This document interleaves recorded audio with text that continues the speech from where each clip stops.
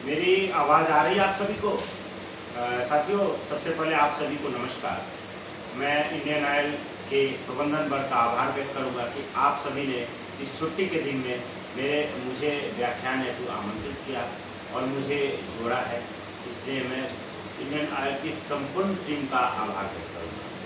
साथियों, इस ऑनलाइन संगोष्ठी के माध्यम से हम सभी छुट्टी के दिन में तकनीक के माध्यम से जुड़े हैं।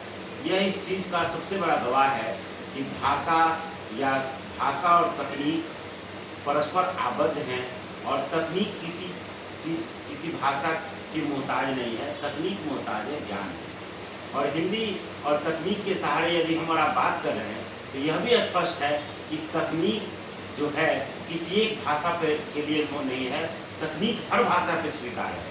तो आज की संगोष्ठी और कोरोना काल में जो वेबिनार की संख्या दिन प्रतिदिन बढ़ती जा रही है, ऑनलाइन संगोष्ठी जिसमें अलग विमर्श भी काफ़ी हो रहे हैं, उनके तहत यह भी उल्लेखनीय है कि तकनीक से भाषा का संबंध व्यापक है और हिंदी और भारतीय भाषाओं में ऐसे विमर्श गुणवत्तापरक विमर्श किए जाने जरूरी हैं। मैं इंडियन ऑयल का धन्यवाद ज्ञापित करूँगा कि आपने मुझे इस विषय पर बोलने हेतु आमंत्रित किया।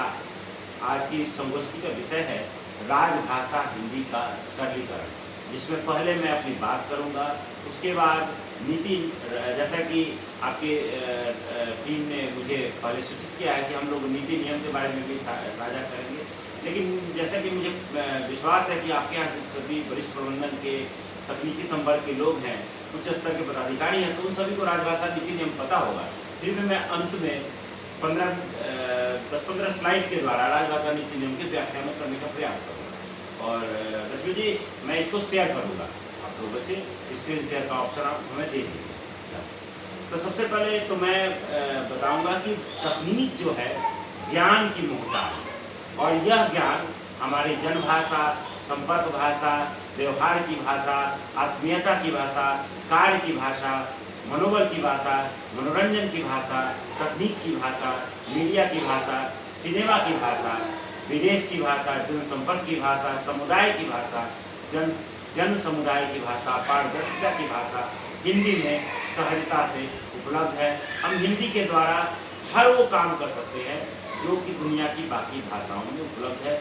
बस ज़रूरत है हमें अपनी मानसिकता को बदलने की। और हिंदी के बारे में जो उत्तर दक्षिण का विभेद है, जो राजनीतिक विमर्श है, उन सभी से ऊपर उठते हुए जो इसकी संवैधानिक तत्व है, राजभाषा क्यों घोषित किया गया? क्योंकि हिंदी हमारी राष्ट्रभाषा थी। मित्रों, राष्ट्रभाषा आपको सभी को पता है कि राजभाषा का दर्जा उसी को दिया जाता है जो उस देश की प्रमुख राजभाषा राष्ट्रभाषा हो। और इस जिससे हम देखें तो स्वतंत्रता आंदोलन में हिंदी के अतुलनीय योगदान को भला कौन भुला सकता है। लेकिन बाद में राजनीतिक विमर्श ने हिंदी के संवैधानिक अधिकार से अलग 8वीं अनुसूची की लड़ाई कभी किसी और लड़ाई में उलझा कर रख दिया है। ऐसे में हम सभी यहाँ पे सरकारी कर्मचारी होने के नाते हमारा पहला दायित्व है राजभाषा को सरलीकृत रूप में जनता तक पहुँचाना, ताकि जनता सरकार के उद्देश्य एवं लक्ष्यों की प्राप्ति हो सके। और इस दृष्टि से हिंदी की उपयोगिता स्वतः स्पष्ट हो जाती है। अतः हम सभी को राजनीतिक विमर्श से इतर हमें यह सोचना है कि संविधान में जो संविधान निर्माता हमसे बहुत ज़्यादा योग्य थे, हमसे बहुत ज़्यादा समझदार थे, हमसे बहुत ज़्यादा देशप्रेमी थे, हमसे बहुत ज़्यादा अनुभवी थे, यदि उन्होंने हिंदी को राजभाषा घोषित किया है तो हमारा ये दायित्व बनता है, हमारा कर्तव्य होता है कि हम हिंदी को ऐसी भाषा के रूप में अपनाएं जो जन जन तक पहुंच रहे। और ये स्वीकार है कि हिंदी जन जन तक पहुंच भी रही है, लेकिन सरकारी स्तर पर जो हमने इसको माध्यम को, इसकी क्लिष्टता को एक अपंग की तरह इस भाषा को बना दिया है, उसे हमें उठना होगा। और इसके लिए यह जरूरी है कि हम अनुच्छेद 351 उसका पालन करें, क्योंकि मेरा ऐसा मानना है, मैं देश भर में जहाँ भी गया हूँ, कि इस देश की सारी भाषाएं बिल्कुल समान है, सहोदरा है।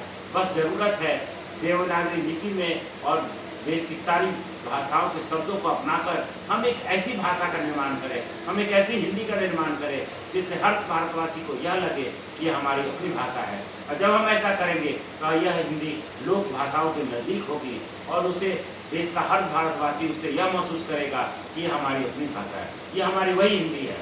हम जानते हैं कि कबीरदास के दोहे बंगाल में प्रचलित थे, बाउल के गीत गाए जाते हैं। गुरु नानक महाराज ने कबीरदास के दोहों को गुरु ग्रंथ साहिब में रखा। शिवाजी महाराज ने भूषण को कबीरा बना। राजा रवि वर्मा ने उस काल में रचनाएं करी। स्वतंत्र आंदोलन में चाहे बाल गंगाधर तिलक हो, चाहे अरविंद घोष हो, सभी ने हिंदी को अपनाया। हम सभी अक्सर सोचते हैं कि हिंदी दक्षिण भारत में नहीं चलती है। अगर दक्षिण भारत में नहीं चलती तो 1930 के दशक का मैं एक वाक़या आप सभी को साझा करूंगा कि 1930 के दशक में एक परिवार की 3 पीढ़ियां, 3 महिलाएं एक साथ हिंदी सीखती थी और उनके लिए यह हिंदी पीढ़ी दर पीढ़ी हस्तांतरण का मामला था। वो चाहती थी कि हमारी बेटी जब दूसरे प्रदेश में दूसरे परिवार में जाए तो उनको हिंदी का ज्ञान हो, ताकि हिंदी राष्ट्रभाषा के रूप में उस दूसरे पीढ़ी तक हस्तांतरित हो। और वो लोग स्त्री को एक तरह से वो शिक्षिका भी मानते हैं। यह भी सिद्ध होता है जो हमारी परंपरा है।